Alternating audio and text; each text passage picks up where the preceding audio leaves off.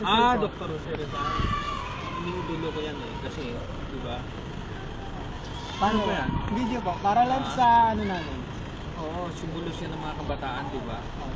Namula tayo na ganun ang history niya. Ngayon, ang nabasa ko, talagang mahalaga yung ginawa niya. Di ba?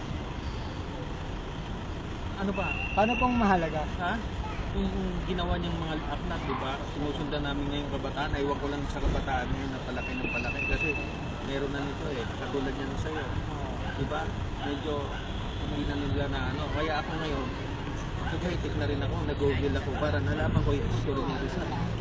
Di ba? Hindi lang games. Ayan ang inaano ko ngayon. Sa inyo po, bilang Pilipino, paano nabago ng mga nagawa at na-achieve ni Rizal? Paano po niyo po kayo nabago bilang Pilipino? Oo. Kasi yung mga history niya, sinusundan namin yung sinasabi niya, pag-asa ng mga kabataan, di ba? Kaya kami, sinusulat namin yung sarili namin, parang mulat yung ano namin, yung pamumuhay namin, pinakagalang-galang ng isang